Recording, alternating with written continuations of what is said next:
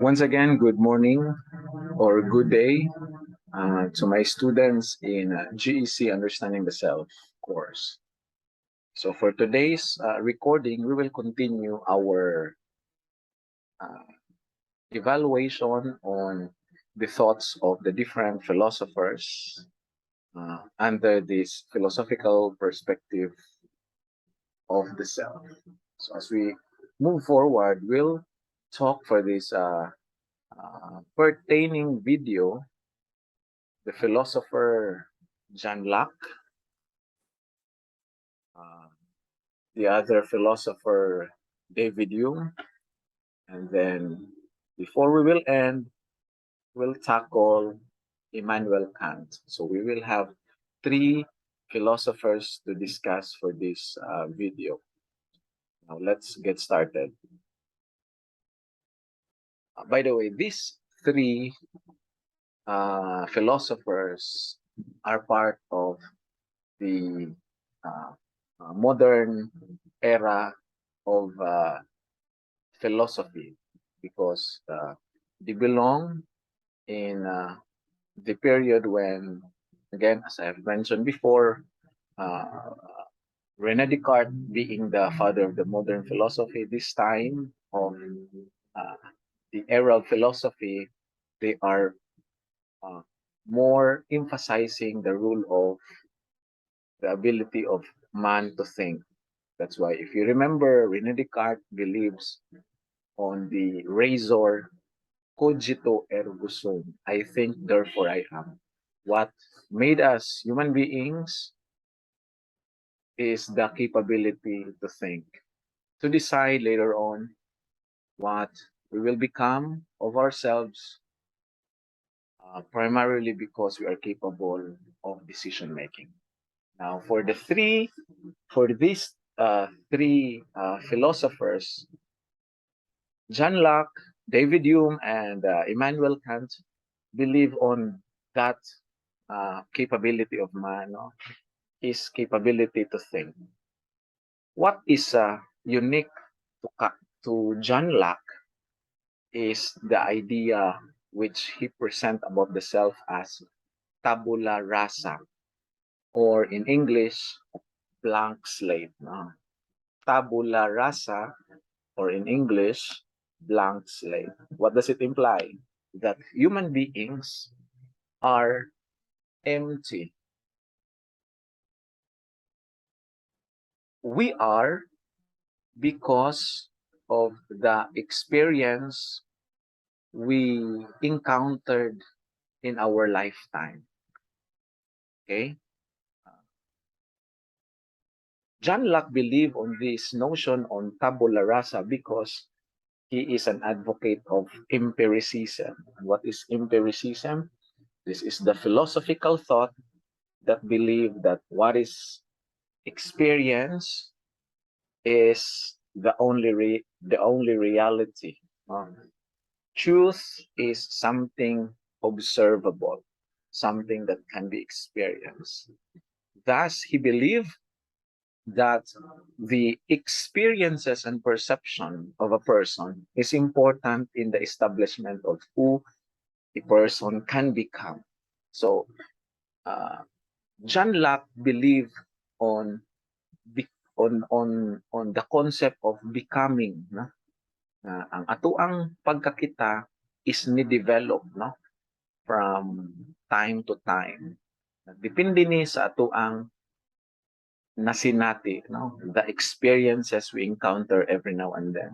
Thus, for John Locke, we have to safeguard, we have to keep ourselves from, we have to choose which experience we would like to take up. Although, as a matter of fact,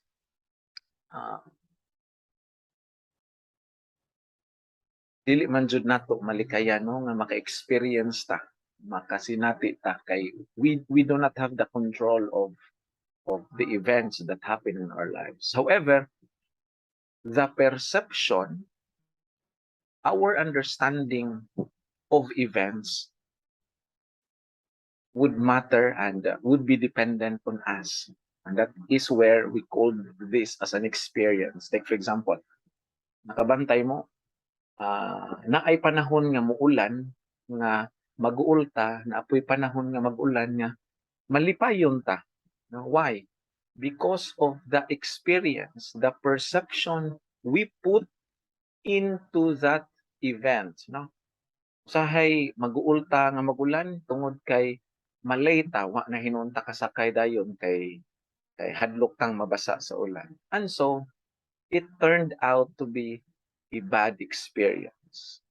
Apoy panahon nga ang ulan would generate joyful moments, no, when we perhaps we are with our significant others, tungod kay ni ulan man, we cannot move, we cannot do our next activity, so we are left alone with that person, no?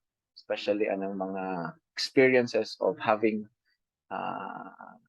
infatuation or crush, no, on somebody. So ganahantaan ng mga butanga, and we associate that to the event nga nagulan, and so it generated a good experience to us. So for John Locke, it's very important, therefore, to choose what perception, what quality of perception, what idea should we provide on the experience, so that we will not sokon, dili ta mabutang sa lugar diin the event becomes a stressor to us, no? Rather, we have the independence to choose what experience should we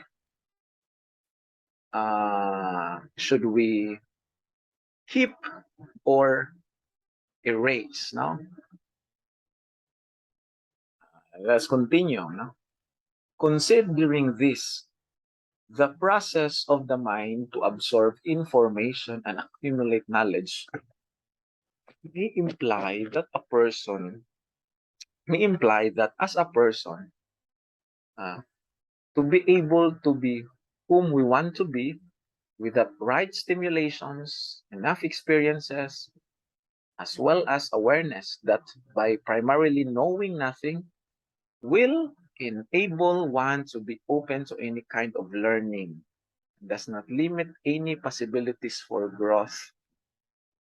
Such imply that one is having such an opportunity to develop to anything he wants to be, and that this one thing is limited on the environment, experiences, and the choice of that person, the choice the person will be taking for himself or herself.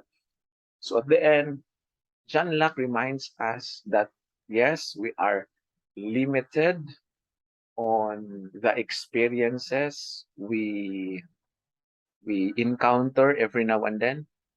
However, our experiences is at the level of our choices, whether ato ang patyon, ang atong kaugalingon sa stress, no, sa paghambin, sa by always reminding ourselves on those stressful experiences. Rather, we also have the choice to select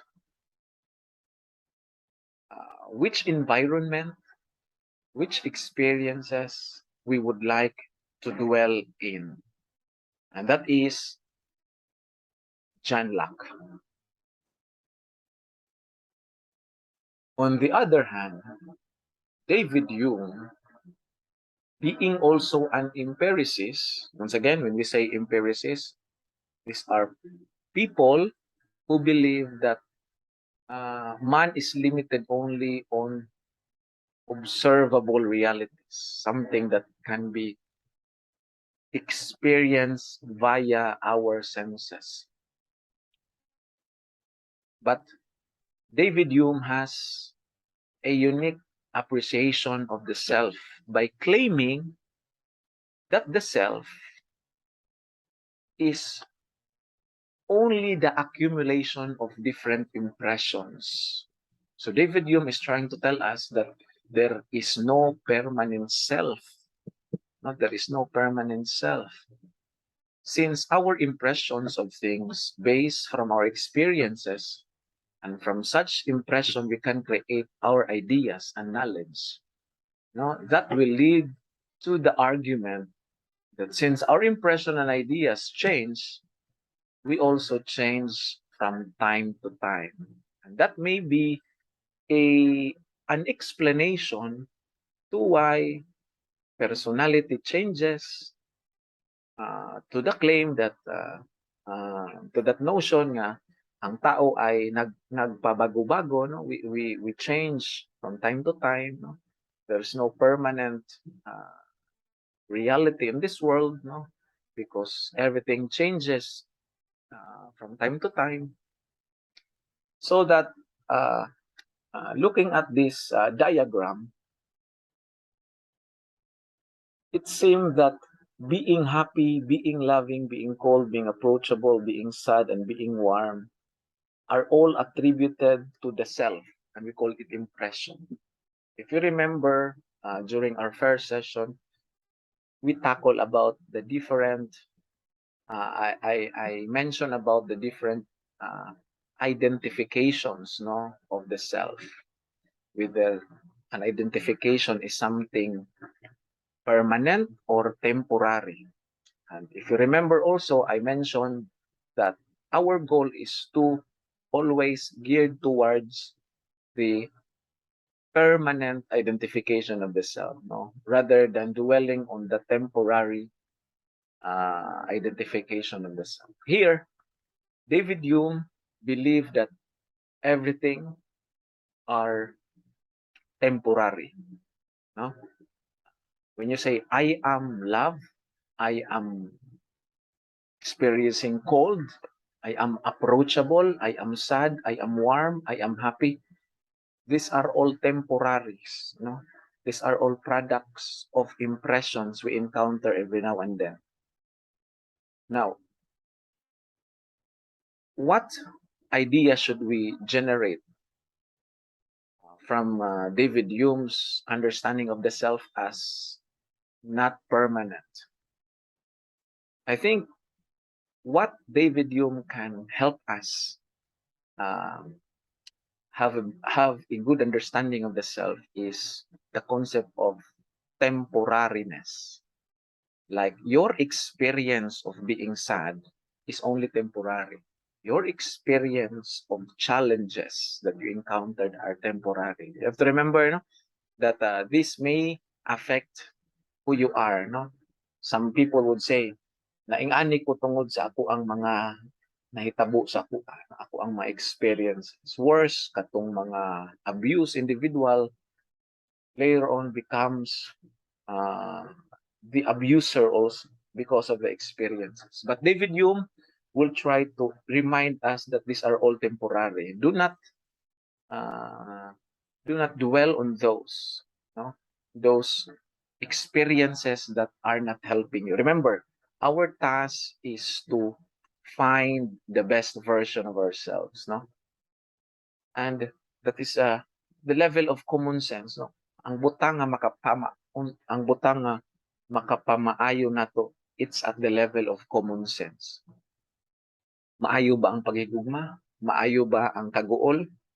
It's at the level of common sense. Kung dili maayo, and science would tell us that it will generate stress and eventually cause different illnesses such as cancer, no? There are cases na niingon nga ang cancer is actually a byproduct of uh, chronic stress. Chronic stress kanang imong gibutang permanente imong kaugalingon sa stressful events. And so, at the end, ikaw ra gyapon maproblema. So at the end, it's very important for us to accept this fact, this notion by David Hume that there are temporary self. There are temporary self that we should take note of. Now let's continue. That is the idea that Hume reiterated when saying that there should be no permanent concept of the self. No? He said, when a person is asked the question, who you are, the person tends to answer different impressions, such as good, happy, optimistic, etc. Generally, they apply to who you are now, but at the same time, these characteristics might change from time to time. So muna, at the end, it's under our decision making whether which uh, which uh, temporal concept of the self, something that is brought by impression, is helping you become a better person. Okay, what is our indication that you are becoming a better person? When you have that sense of contentment of what you are and what you have. Later on in the final term, we'll take a look at the different aspects of the self, whether you are happy with what you have and what you are, and more importantly, how do you relate with other people who also have their own selves? No? Are we making bridges or are we building walls, no, against other people? To conclude this recorded presentation, we will now proceed to the final philosopher that we will be talking for this recording, and that is Emmanuel Kant. Emmanuel Kant is working on the idea both on empiricism and rationalism. Just like David Hume, just like John Locke, he believed that man is made up of one's experiences. However, what is defining concept? What is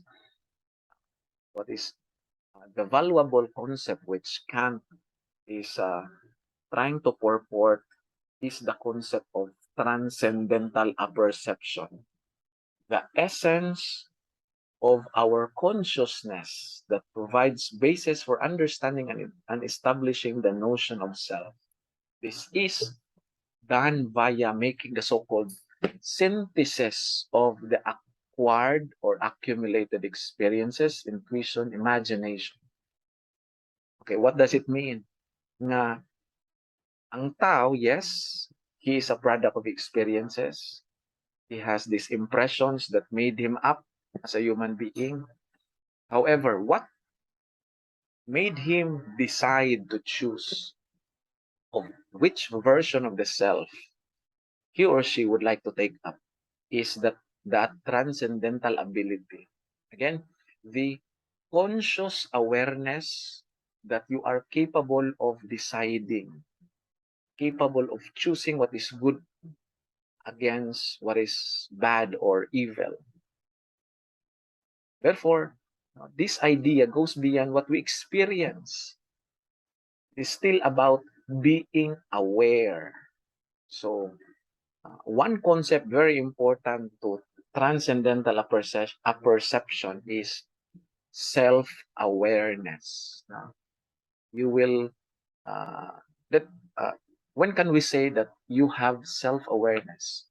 When you are in constant, uh, reminding, no? You are constantly reminding yourself by looking at your experiences every now and then. Sa man good, we just live our experience and uh, mindfully, mindfully, no, dili ta mindful ba sa ato ang mga experiences, no? Munang usahay, actually dili lang usahay, magbalik-balik ang atong sayo because we do not learn from it. Remember, learning comes in when we try to realize and think of the mistakes, the things that needed to be rectified or to be corrected from that which had already passed. And to say, ang mga nanglabay, ato nang gihunahuna, gihinuktukan, and we learn from it. And by learning from it, we will be avoiding from committing the same mistakes. And for Kant, he believed that you have that capability, and that is called self-awareness. We have to utilize that. No? We have to utilize that power, no? That we have as a human person, the ability of transcendental perception towards self-awareness. Lastly, with that in mind and following the idea of Kant about self, we can say that we are not only an object that perceives and reacts to whatever it is that we are experiencing. Rather, we also have that capability to understand beyond those experiences by being able to think and have clear identifications of who we are and establish a sense of self that is unique and distinct from others. We can uh, we can aspire to become those whom we call models, idols, heroes, but at the end of the day, you are unique. And I think what uh, is the most important thing about finding the self at the end, no, is uh, is connected on what what valuable opportunity can we share to others. That is in line actually on the career development we would like to partake, no, for ourselves. Okay, our uniqueness is determined from our capability. Munang naay mga tao nga pupariho og talent. Na nagpupariho the same ilang talent not because they are grouped as one, no? But rather that is their individual uniqueness is brought out from their individual uniqueness. So those are again the different concepts of the self.